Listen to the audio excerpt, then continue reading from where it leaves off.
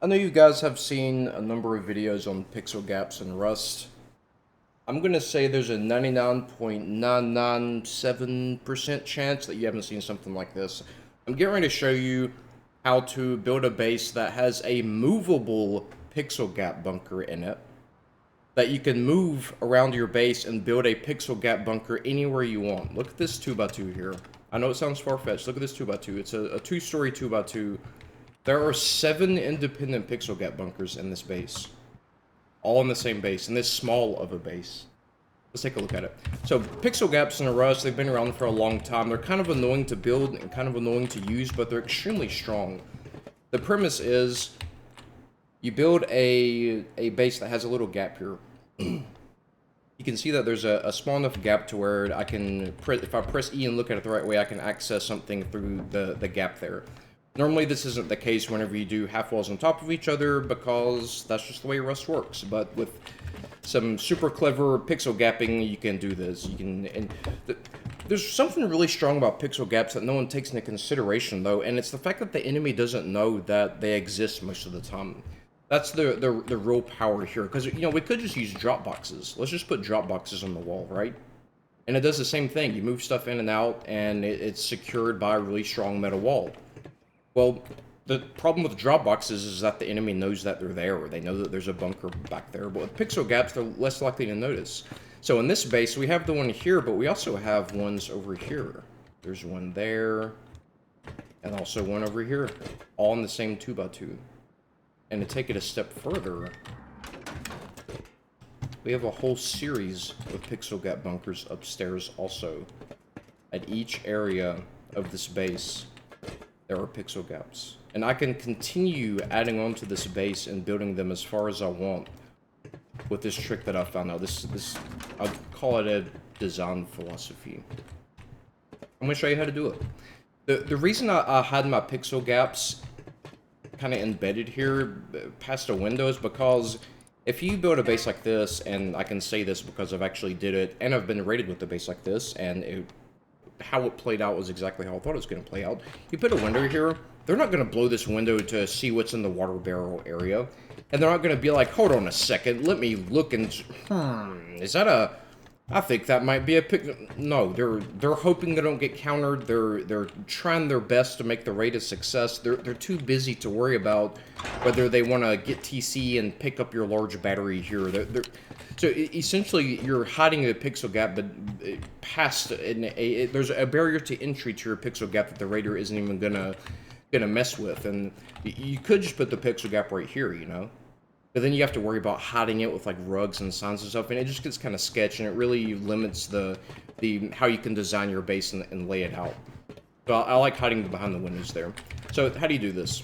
First, you build a pixel gap like normal. Game Lights has an amazing tutorial on how to do this. I'm going to link it in the description below. So first we start out with some twig and put a campfire down. This is the easy, I know there's other ways to do this. This is the easiest way that I found out. And with using Game Lights instructions, you stand right here and you see the campfire and you go over it. And whenever you go over it, you see how I bumped a little. Doot. You want to see that bump? Put a foundation down. Don't move your mouse. Do not move it at all. Come over all the way and put another foundation down. The way you know it works is if it's blue in the center here. If it's blue, then you're good. If it's red, then you need to redo it. By the way, most of the time, if there's something wrong with the pixel gap, and this does take practice, if there's something wrong with the pixel gap and it won't let you put the triangle here, or if you run into problems with it and it's not working right, it's because you're standing...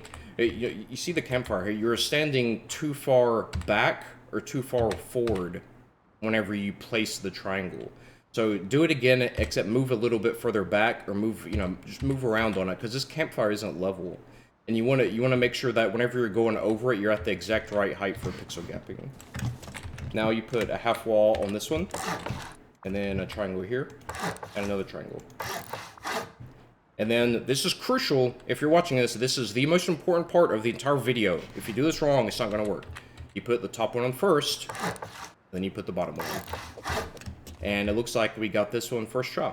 You see the gap right there? That's good. Now here's where this video is going to differ a little bit from other videos you might have seen on pixel gapping. we're just gonna get rid of everything. Just remove everything. The only thing you need to keep is this foundation and what's on it. Now we're gonna build the base like normal. I'm just gonna go ahead and use B grade and build a metal base. And unfortunately, this does not work with the Adobe skin. It works with stone and it works with metal, but not Adobe. You also can't upgrade to high quality if you use this pixel gap. Just FYI. So now just build the base. Build the 2x2. The layout is completely up to you, but you have to do some things exactly as I do them. The first thing is, you need to build the shell first. Build the shell. These must be full walls. They can't be half walls. Let's put, you can put the entrance here, you can, the entrance wherever you want to, really. You have to wrap around if you want to. I'm going to put the TC right here with a vending machine, so that's why I'm building it this way. Just like that. And for now, we're just gonna airlock it so that we're safe to build our hilarious pixel gap that can be moved around the base. Okay, we're safe. Safe is in air quotes in Rust, y'all know that. Now, let's go ahead and finish the roof.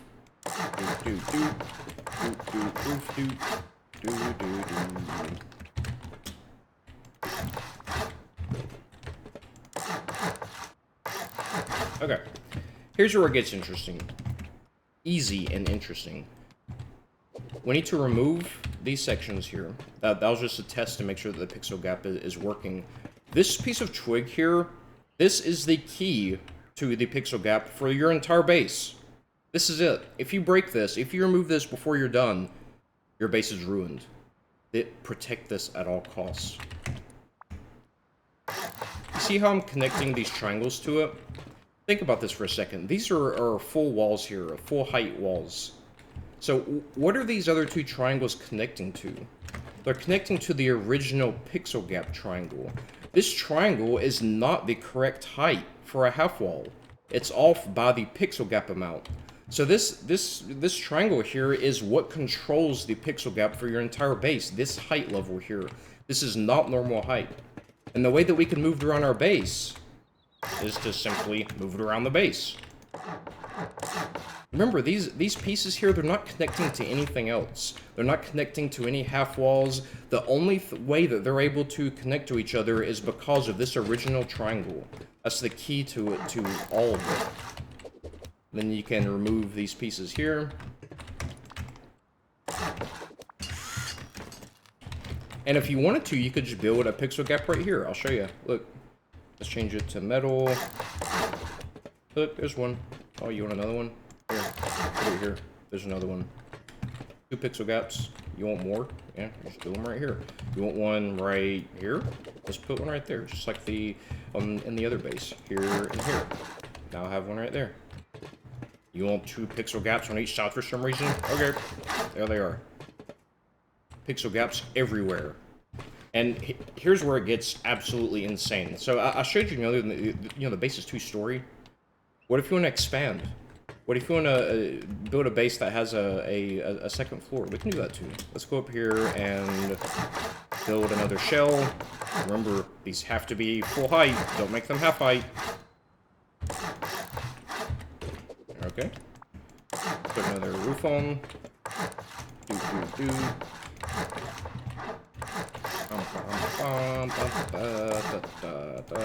Okay. Now, we know that the twig here, these twigs, this triangle here, this height is the pixel gap height. So what can we do to transfer the pixel gap upstairs? Well, that's easy. You just put a full wall on it. Put a full wall. Don't put a half wall on it. If you put a half wall, it's going to get all fixed, and we don't like fixed things in Rust. We like exploits. Do a full wall. Full wall here. You see that? I attached a full wall to these triangles, which are offset. Now I can just go upstairs and put a triangle here. Remember, this triangle that I'm about to place, it's not connecting to anything except for this wall here, this full wall. And this full wall is only connected to this triangle here that we know is offset with the pixel gap. So if I put a triangle here, it has to be connected pixel gap. It has to be pixel gaps, in other words. Now I can just remove this, and now I have another triangle that can be used to spread pixel gaps throughout the rest of the base. Check this out. See that? There's another one. You got another pixel gap. Alright, there you go. And if we want to spread them, you need to do it first. If you want to spread this to the rest of your base or upstairs, you need to do this first. Because if you start placing these half walls here and then build after it, it's going to connect to this half wall instead of the glitched triangle. So make sure to do this first.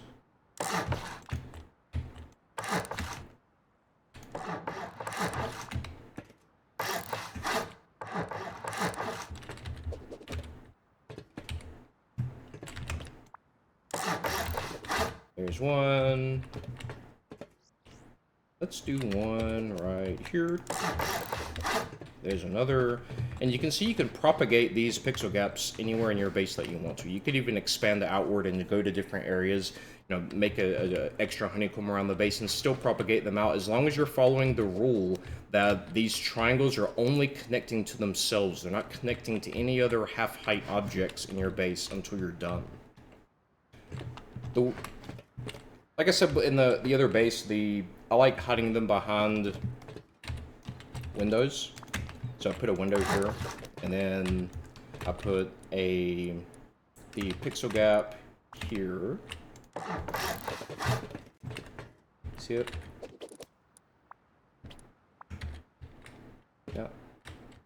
And then I like to put a large box here. Some people put lockers. You could also hide your TC back here, but then you're just asking for people to go looking for it. And if it's behind a vending machine or a door or something, they're going to be like, okay, I just can't get to it, or I don't have enough to break the vending machine. But if you hide it in the pixel gap, they're going to start blowing up your base.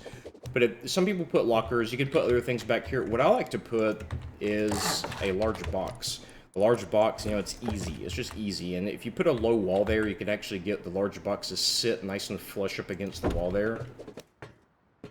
If you put them on the ground, you can't see them through the pixel gap. If you put a shelf back here, it ruins the pixel gap. If you put a salvage shelf back here, it's too high.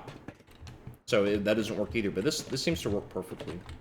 So then you put that, and we use the smart alarm, which is the perfect height to see these things. There are some other things that you can use, but the smart alarm is the most consistent. And you see, there it is. Here's our pixel gap. Hope you guys found this video helpful. I haven't seen any other rest of videos about being able to freely move pixel gaps around your base and do it this easily. I mean, you could build a 3-story base, build the shell of it, and create a dozen pixel gaps in your base if you wanted to, which would make it extraordinarily strong. This is really cool stuff, and if you found this video helpful, please like and subscribe. I'm almost at 4,000 subscribers, and I'd really appreciate it. Thanks, guys.